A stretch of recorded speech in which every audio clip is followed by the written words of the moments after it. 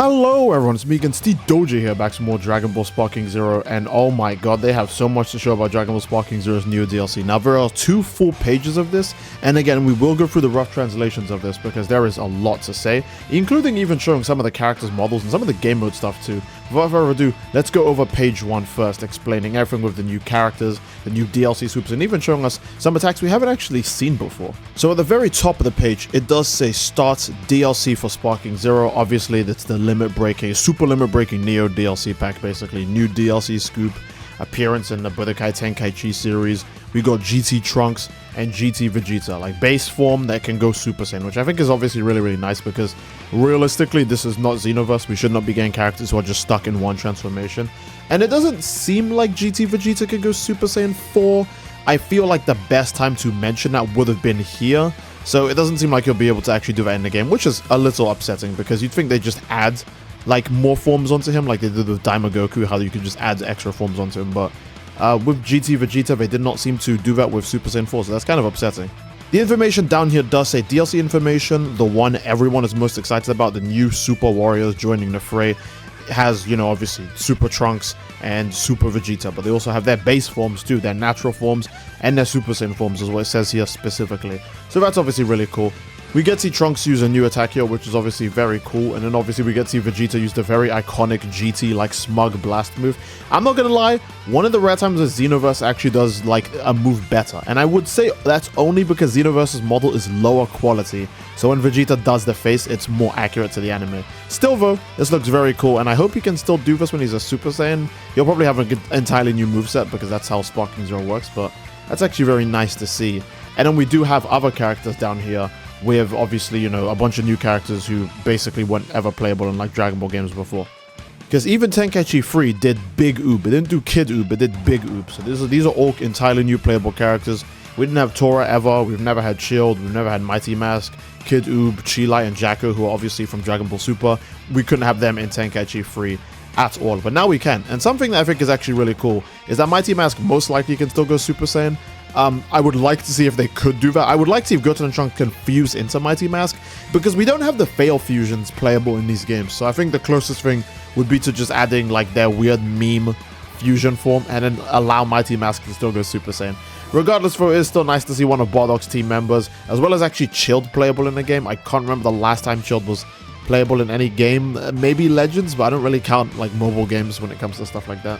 They did show Chilai here solo, which means Lemmo is just a part of her attack animation. I know people were expecting to see Lemmo playable as well, but like, no.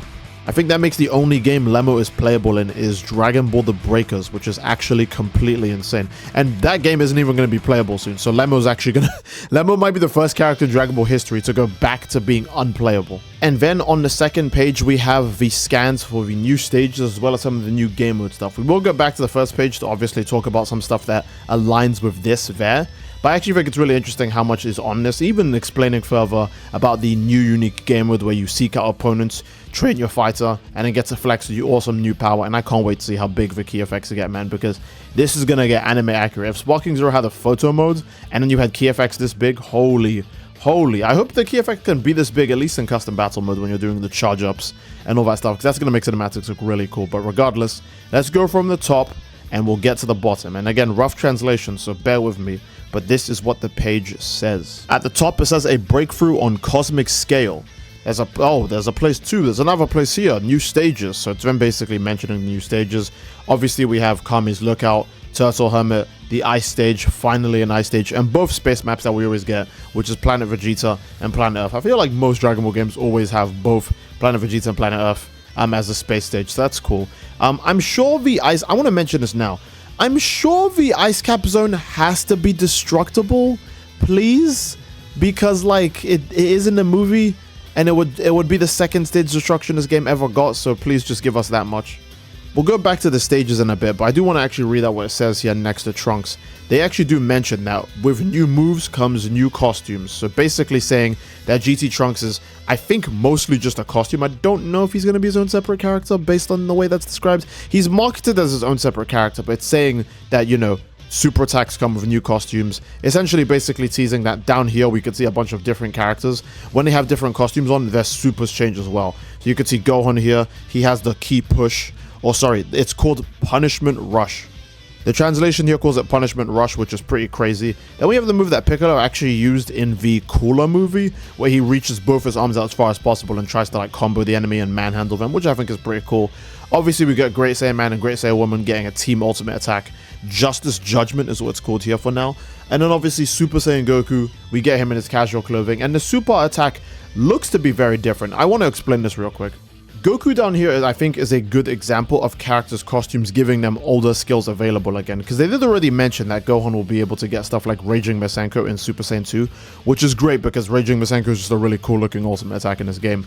And I think flexing Goku using a different super attack, something that's not a Kamehameha but an Energy Blast Volley Barrage based on this image, is a sign of them saying, hey, with costumes you can obviously change the skills, because that's the way Sparking Zero system works. For the most part, skills are only changeable if the costume is also changeable with them. So most likely, if you're going to want to put on like older character moves or newer character moves on older characters, you have to put the relevant costume on them as well. Well, that'd be pretty cool to mention, so I wanted to mention that real quick. And then obviously, again, we have the stages. I didn't expect any of these to be destructible other than the ice stage, but even then, they might not do it, because I feel like it would be somewhat in the marketing, and I don't think they teased it in the trailers either, that this stage was destructible when they showed it. So that is pretty upsetty spaghetti. And at the very bottom, we have the addition of a new mode. The game becomes even more fun. Select the destination you want to move to, select an icon on the world map to decide your destination, then battle your opponent at your chosen location. Then you have the skill point enhancement room, obviously, where gaining experience points increases your character's SP, which in turn grants you the power to allocate their stats. So obviously, what we're all going to do is we're just going to build Xenoverse stats where we have an impenetrable amount of stamina, an ocean of HP, and do a billion gazillion damage. And then it's battle with strengthened warriors. Trained super warriors can be used in club mode such as player matches. Their aura will also cry out. So I think what this is saying is that basically any characters you have supercharged, you can bring to like 1v1, PvP or team battles or even online battles. But it's most likely, and I do want to say this, it's most likely only available if someone has capsules on. I assume if you're just joining a random 1v1 or a ranked, you obviously can't bring your super giga over-leveled UI Goku with a key charge that's so big it blinds the enemy anytime you do it, right? I don't think you'll be able to do that, but this might be, and finally it took ages to get it, this might be this game's equivalent of the Red Potara system, like actually, for real this time.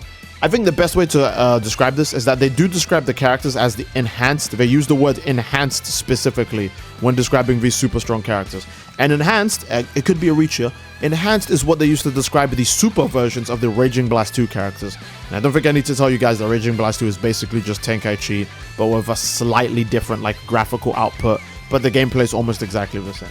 And since the items are no longer called Potara in this game, they're not going to call them Red Capsule characters. They're obviously just going to go back to using the word enhanced. So this is the closest thing we'll get to Red Potara, where you can have the super broken versions of the characters with all of their different customizable skills and really, really ridiculous stats and unique effects be fightable in this. Now, one thing I do want to mention that is not here amongst all the customization is there is not one mention of being able to change your key color again, which is really upsetting because before the game came out, they were like, yeah, you can do that.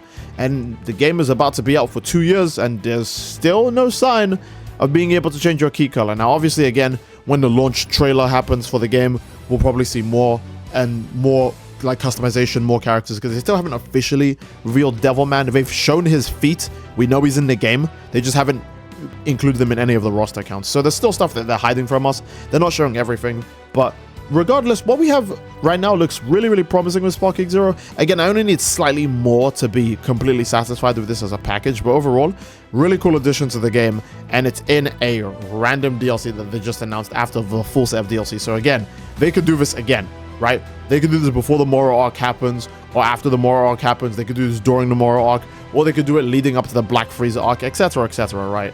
Because there is so much coming up with Dragon Ball Super in general, and Sparking Zero is the Dragon Ball Super game.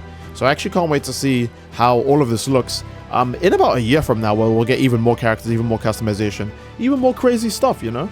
And oh my god, I think that's long enough. You've been rambling, Zamasu.